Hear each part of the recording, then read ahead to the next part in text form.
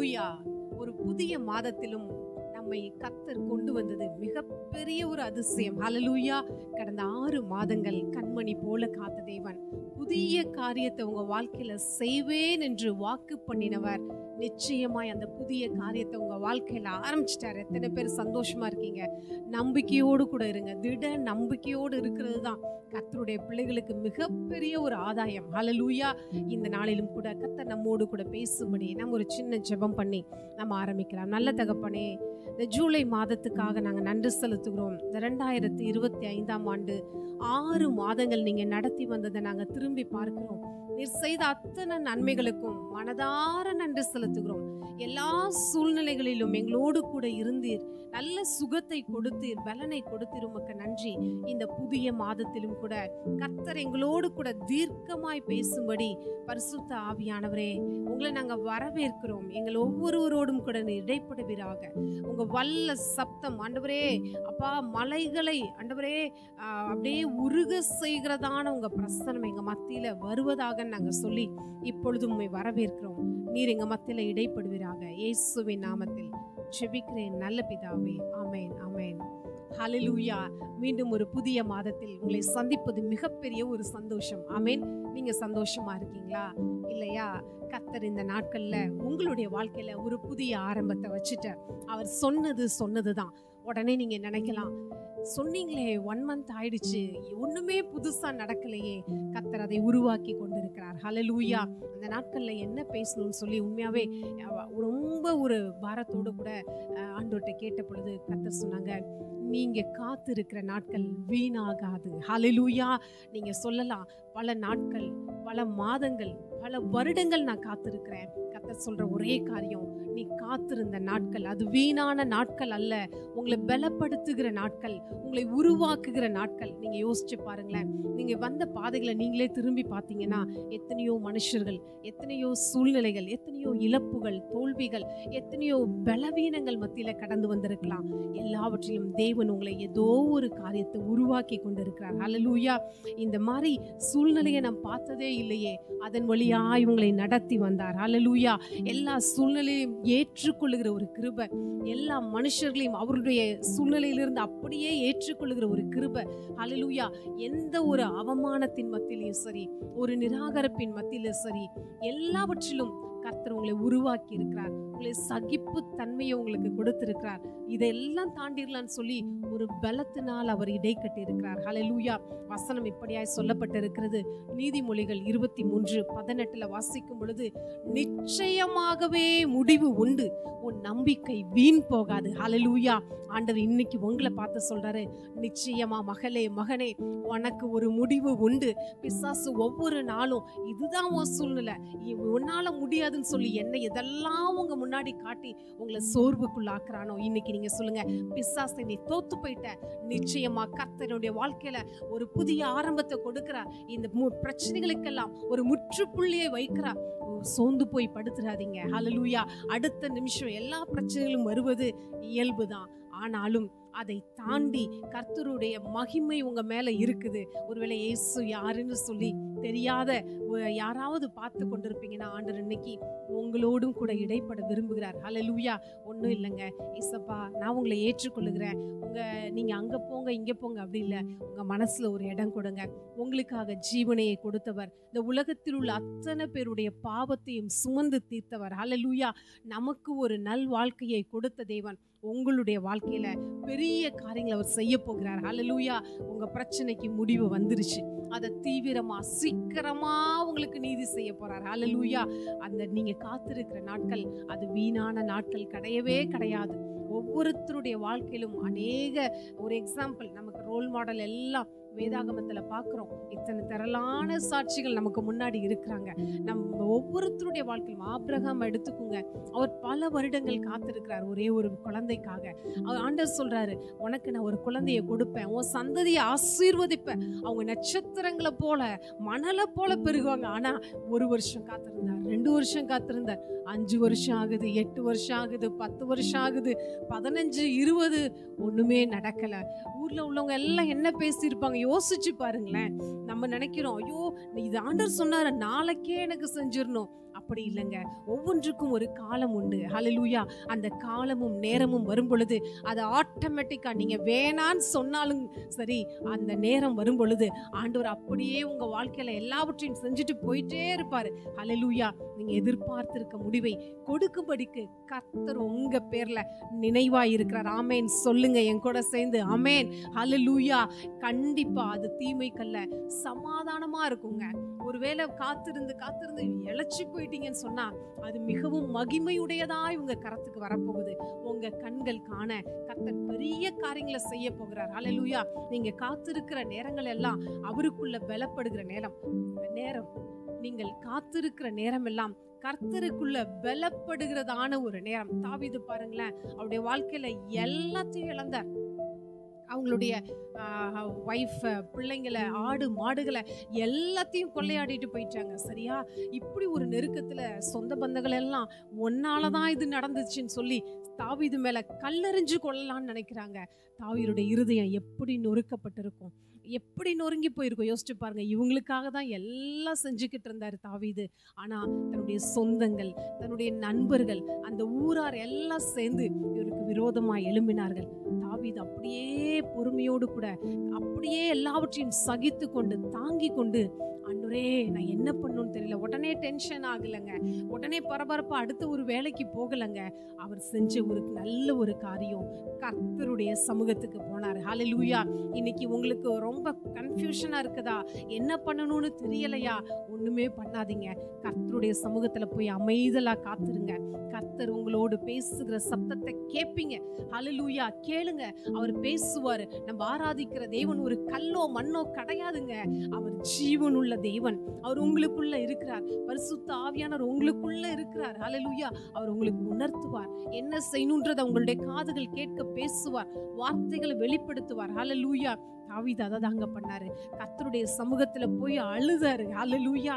அப்படியே எப்படி ஒரு நொறுக்கப்பட்ட இருதயத்தோடு போய் நிற்கும் பொழுது ஆண்டவர் சொன்னாரு, அவருக்கு காத்திருந்து கர்த்தர்கிட்ட விசாரித்தப்ப கர்த்தர் சொன்னாரு, நீ திரும்ப போ, அதையெல்லாம் திருப்பிக் கொள்வாயின்னு சொல்லி. இன்னைக்கும் கூட நீங்க கர்த்தருடைய சமூகத்துல காத்திருக்கும் பொழுது கர்த்தருடைய சத்தம் உங்களுக்கு வெளிப்படும்.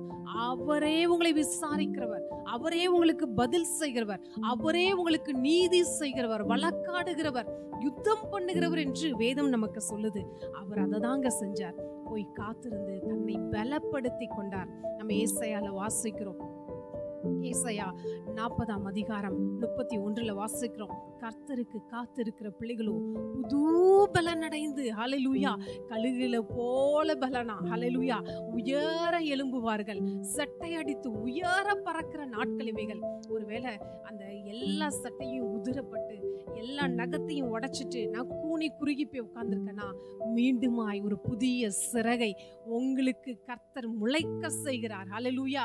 ஒரு புதிய பலத்தை கர்த்தர் உங்களுக்கு அப்படியே அனுக்கிரகம் பண்ணி கொண்டு இருக்கிறார். அந்த வார்த்தையை சொல்லும் பொழுதே அவருடைய வல்லமை உங்களை நிரப்பி கொண்டு இருக்கிறது. ஹல்லேலூயா. யாரும் பார்க்காம எல்லாத்த விட்டு நானே ஒதுங்கி இருக்கேனேன்னு சொல்லி முடங்கி போயிருக்கீங்களா? கர்த்தர் உங்களை பலப்படுத்தி கொண்டு இருக்கிறார், உங்களை உருவாக்கி கொண்டு இருக்கிறார். எதை நினைச்சு கவலைப்படாதீங்க.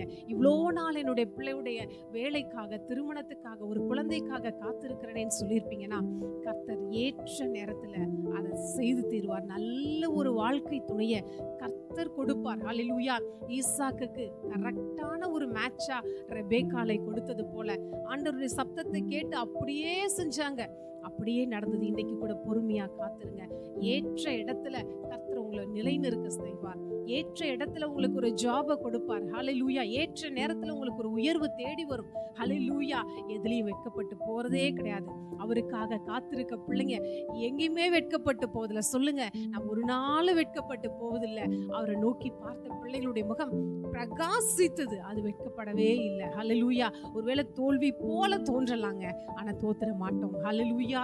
கர்த்தர் உங்களோடு கூட பேசி கொண்டு இருக்கிறார். எந்த சூழ்நிலை உங்களை நெருக்கமா இருக்குன்னு சொல்றீங்களோ அந்த சூழ்நிலையில கர்த்தர் உங்களோடு கூட இருந்து உங்களை நடத்தி செல்கிறார். ஆபிரகாமோடு கூட இருந்தார். அந்த 25 ஆண்டுகள் அவர் பொறுமையா காத்திருக்க வேண்டியது இருந்தது. ஹல்லேலூயா. ஆனா அந்த முடிவுல கர்த்தர் நல்ல ஒரு குழந்தையை கொடுக்கிறார். ஹல்லேலூயா. அது அவ்வளோ பெரிய சந்தோஷம். அப்ப அதான் சொல்லப்பட்டிருக்குது, ஆபிரகாமும் இவங்களை யோசிக்கும் பொழுது சாராலும் அவங்க தன்னுடைய கர்ப்பம் செத்ததை எண்ணாதிருந்தார்கள். இன்னைக்கு என் சூழ்நிலை இப்படி இருக்குதே அப்படின்றத குறிச்சு எண்ணாதீங்க. எதுவுமே இல்லைனாலும் ஒரு கல்லை கொண்டு கூட பிள்ளையை பிறக்க செய்வது அவருக்கு லேசான காரியம். ஹல்லேலூயா. இப்படி கண்மூடித்தனமான ஒரு விசுவாசம் அவர்களுக்குள்ள வளர்ந்தது. அவர் விசுவாசத்திலே வல்லவர்களாய் மாறினார்கள். இந்த நாட்கள் உங்களை விசுவாசத்திலே வல்லவர்களாய் மாற்றி கொண்டிருக்கிறதான நாட்கள். ஹல்லேலூயா. கர்த்தருக்கு காத்திருக்கிறது நம்முடைய இருதயத்தை ஸ்திரப்படுத்துமா. உங்களுடைய இருதயம் முன்னாடி ஒருவேளை எதை கேட்டாலும் ஒரு பலவீனத்தோட டக்குன்னு சோர்ந்து போயிடுறவங்களா இருந்திருக்கலாம். கர்த்தர் இந்த நாட்கள்ல உங்களை ஸ்திரப்படுத்துறார். உலகம் இதுதான், மக்கள் இதுதான், சூழ்நிலைகள் இதுதான் சொல்லி நம்மளை பயிற்றுவிக்கிறார். இந்த ஒரு அனுபவத்தை நீங்க எத்தனை காலேஜ்ல போய் எவ்வளோ ஃபீஸ் கட்டினாலும் யாரும் சொல்லி தர மாட்டாங்க. கர்த்தர் உங்களை நடத்துகிற விதங்கள் உங்களுடைய தரிசனத்துக்கு நேராகவே நடத்தி கொண்டிருக்கிறார். உங்களை ஒரு பெரிய பர்பஸோட தான் அந்த பூமிக்கு அனுப்பிச்சிருக்கார். அந்த பர்பஸ்க்காக தான் இந்த பாதைகள் எல்லாம் நீங்க கடந்து போயிட்டு இருக்கீங்க. அவர் ஒரு நாளும் பொய் சொல்வதே இல்லை. ஹல்லேலூயா. நீதிமொழிகள்ல வாசிக்கிறோம், நெடுங்காலமாய் காத்திருப்பது இருதயத்தை இளைக்க பண்ணும், ஆனால் விரும்பினது வரும் பொழுது ஜீவ விருட்சம் போல இருக்குமா. ஒருவேளை நீங்க சொல்லலாம், ரொம்ப நாள் நான் வெயிட் பண்றேன், என்னுடைய பிள்ளைக்கு 30 வயசு ஆயிடுச்சு, 35 ஆயிடுச்சு, இன்னும் திருமணம் நடக்கல, இவ்வளோ டிலே, ஒரு வேலை இல்லை, என் பிள்ளைக்கு ஒரு வேலை இல்லை, என்னுடைய வாழ்க்கையில எல்லாமே தாமதம்னு சொல்வீங்கன்னா கர்த்தர் நிச்சயமாவே ஏற்ற நேரத்துல அதை செய்து முடிப்பார். அவருடைய பலத்த கரத்துக்குள்ள அடங்கி நம்ம காத்திருக்கும் பொழுது ஏற்ற நேரத்துல அவர் உயர்த்துவார். ஹல்லேலூயா. இந்த வார்த்தைகள் ஒரு நாளும் நம்ம வாழ்க்கையில போய் சொல்லவே சொல்லாதுங்க. உங்களை விட்டு கொடுத்துடவே மாட்டாரு. சூழ்நிலைகள் எல்லாம் அப்படியே ஒண்ணுமே இல்லாம ஸ்தம்பிச்சு ஒரு வார்த்தை பேச முடியாம வாயடைச்சு போய் உட்கார்ந்துருப்பீங்கன்னா கர்த்தர் இந்த நாட்கள்ல உங்களுடைய வாழ்க்கையில உங்களுடைய இருக்கிற எல்லா பலவீனங்களையும் நீக்கி, பற்றாக்குறைகளை நீக்கி, எந்தெந்த காரியங்கள் உங்களுக்கு தேவையோடு அதிக எதிர்பார்ப்போடு இருக்கீங்களோ அந்த காரியங்கள்ல கர்த்தர் நிச்சயமாய் பெரிய பலத்த காரியத்தை செய்ய போறாங்க. ஹல்லேலூயா. அதான் ரோமர் 12:12 வாசிக்கிறோம், நம்பிக்கையிலே சந்தோஷமாயிருங்கள், உபத்திரவத்திலே பொறுமையாயிருங்கள், ஜெபத்திலே உறுதியாய் தரித்திருங்கள். நீங்க ஜெபத்துல எதெல்லாம் கேட்கிறீங்களோ அவைகளை எல்லாம் பெற்றுக்கொண்டோம் என்று விசுவசிக்கணுமா. ஹல்லேலூயா. கர்த்தர் இந்த நாட்கள்ல நீங்க விடுற கண்ணீரை, நீங்க விடுற பெருமூச்சுகளை எல்லாத்தையும் அவர் கணக்கில் வச்சிட்டு இருக்கார். நீங்க ஒருவேளை ஜெபிக்கவே முடியலன்னு சொல்லலாம். ஆனா உங்களுடைய இருதயத்துல ஏற்படுகிற எண்ணங்கள் கூட அவருடைய சமூகத்துல ஜெபங்களாய் கன்வெர்ட் ஆயிட்டே இருக்குதுங்க. ஹல்லேலூயா. கர்த்தர் நிச்சயமா உங்களுடைய வாழ்க்கையில பெரிய அற்புதங்களை செய்ய போறாங்க.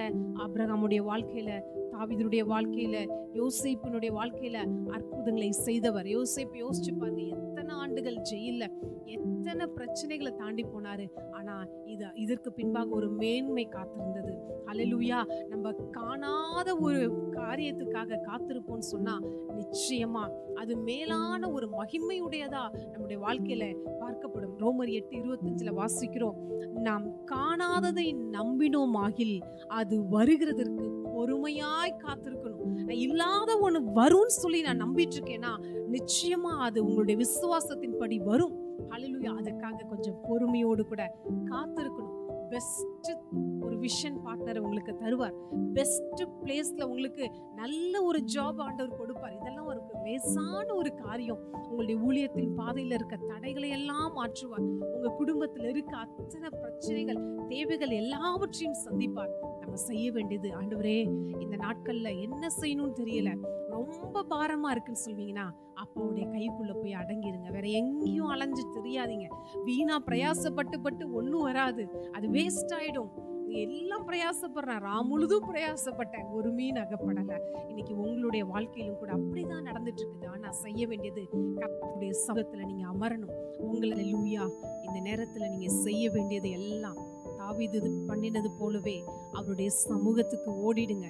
அப்பா அப்பா நான் என்ன செய்யணும்னு சொல்லி கேளுங்க. அவரை விசாரிங்க. அவர் வார்த்தைக்காக காத்துருங்க. அவர் பலப்படுத்தினது போல வார்த்தையினால நம்ம பலப்படுவோம். அவர் காரியங்களை நம்மோடு கூட பேசுவார். ஹல்லேலூயா. இந்த நாட்கள் அது மாத்திரம் செய்யுங்க. அங்கேயும் இங்கேயும் ஓடுறதை விட கர்த்தர் சமூகம் நல்ல பங்காகிய அவரையே நாம் சார்ந்து கொள்வோம். நம்ம அப்படியே ஜெபிக்கலாம். நல்ல தகப்பனே, நீர் கொடுத்த இந்த நல்ல வார்த்தைகளுக்காக நாங்கள் நன்றி செலுத்துகிறோம். தீர்க்க தரிசனமா இந்த நாட்கள் எங்களோடு பேசினதற்காக நன்றி. கடந்த மாதம் நீங்க சொன்னீங்க, ஒரு புதிய காரியத்தினுடைய வாழ்க்கையில ஆரம்பிக்கிறேன்னு சொன்னீங்க.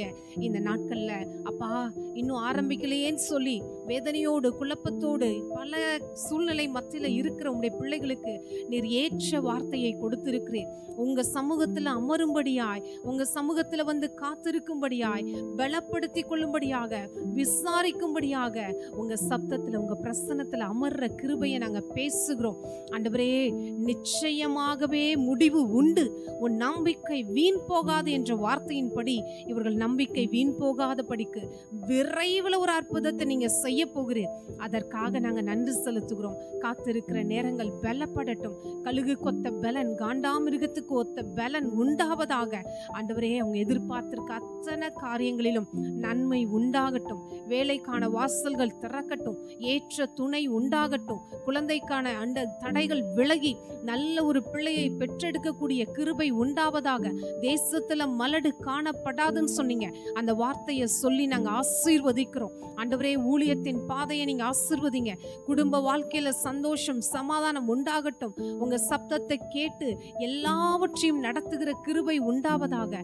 சுயமாய் எடுக்கிற பிரயாசங்களை எல்லாம் அப்பா அது வேண்டான்னு சொல்லி அந்த ஆவியில நிரம்பி உம்மோடு இணைந்து அத்தனை காரியங்களையும் செய்வதற்கு இந்த நாள்ல நீங்க அப்பா இவங்களை பயிற்றுவிப்பதற்காக நன்றி செலுத்துகிறோம். இந்த மாதம் முழுவதும் உங்க நன்மையால கிருபையால நீங்க நிரப்புங்க. ஆண்டவரே, உங்க வார்த்தையை கொண்டு பலப்படுத்துவீராக. நீர் அப்படி செய்து இவங்களை ஆசீர்வதிப்பதற்காக நன்றி. நீங்க தொடர்ந்து பொறுப்பெடுங்க. இயேசுவின் நாமத்தில் ஜெபிக்கிறேன் நல்ல பிதாவே. ஆமென், ஆமென். ஹல்லேலூயா. கர்த்தர் நிச்சயமாக நீங்க காத்திருக்கும் பொழுது ஒரு புதிய பலனை நீங்க பெற போறீங்க. கர்த்தருடைய சப்தத்தை கேட்க போறீங்க. ஆண்டவருக்காக அவர் சமூகத்துல காத்திருங்க. பெரிய அற்புதங்களை உங்க வாழ்க்கையில செய்வார். Amen, amen. Praise the Lord.